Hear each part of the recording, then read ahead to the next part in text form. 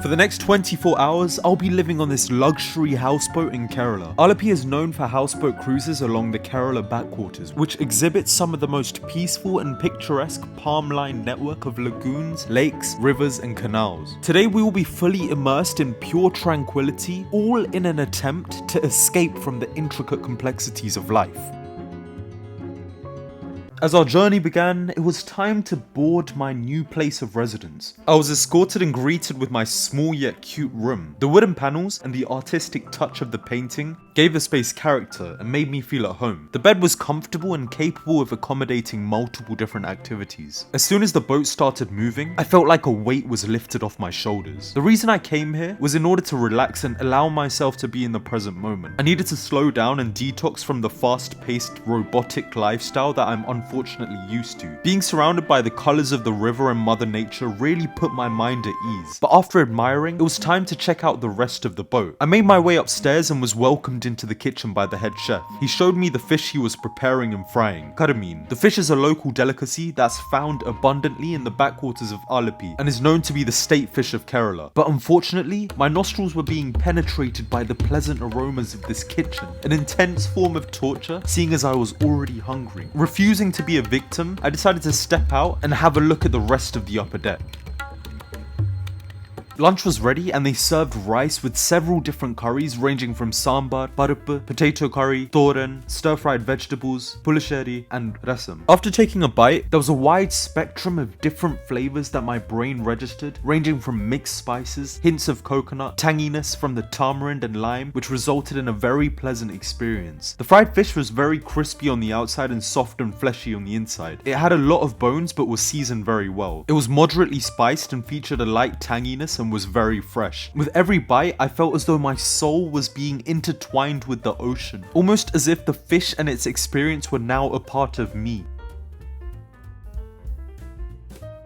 After sufficiently taming my appetite, it was time to go for an adventure on the smaller boat. Seeing as the boat I was on was quite large, it was only able to navigate through certain parts of the backwaters. But the smaller boat was able to slip through the narrow gaps of the terrain, unlocking uncharted waters that can now be explored. Being a passenger on this boat, I reached a new level of serenity and my mind was put into a meditative state. As I looked around, I realized that all the locals that lived here used boat as their main form of transport. There were no roads anywhere and they lived on acres of farmland where they produced their own crops. Everything was self-sustained through their local communities. The driver of our boat was also a local farmer and he was telling me about how it takes over an hour to get to the hospital or the local town. Everything here seemed to move at a very different pace to what I'm used to. One thing I noticed was that the locals here, they had a real sense of community and belonging, which is often unfortunately lost in the western part of the world. Being from London, a fast-paced city, it's so easy to get caught up in societal norms or expectations, resulting in living life in one particular way, living only to essentially make money, which ironically leads to an unfulfilling life. And seeing how people lived so differently here really opened up my eyes to a new perspective I never thought I'd truly understand. I ended up realizing that all humans have one shared goal in mind regardless of where we are from, and that's the need to survive. For some, that might look like buying a house, working to fund groceries while paying for other expenses, and for others, it's farming and growing your own crops with your community in a remote location void of any phone service. It's so interesting seeing how being from different locations in the world shape your perception of what is and isn't important.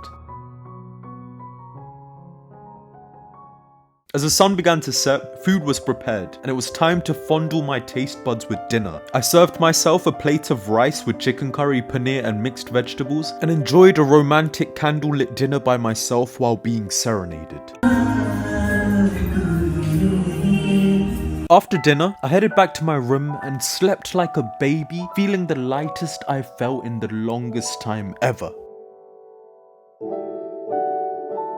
Waking up that morning, I felt like a different person. The peace I had experienced over the last 24 hours had seeped into my bones, and for the first time in a long time, I felt grounded. I was very pleased with the experience I received from Casino Houseboat. I rushed upstairs and was greeted with a simple breakfast selection, which I picked out upamava, eggs, sambar, idli, chamandi, with a side of pineapple, banana, toast, and tea. As much as I wanted to savor this experience, my time here was coming to an end. Being here put my mind into a level of peace place I did not think was possible to achieve. I loved everything about it, especially the farmer taking us onto that smaller boat ride through the backwaters. Watching the locals embrace the idea of community by working together to sustain each other and their lifestyles really showed me that there's no right way to live. We all ultimately live for survival, and as long as we take care of ourselves and those around us, that is all that really matters. It showed me that everything will be fine if I take life in for what it's meant to be, to appreciate your environment and to be fully present, and to understand that life can be simple if you want it to be.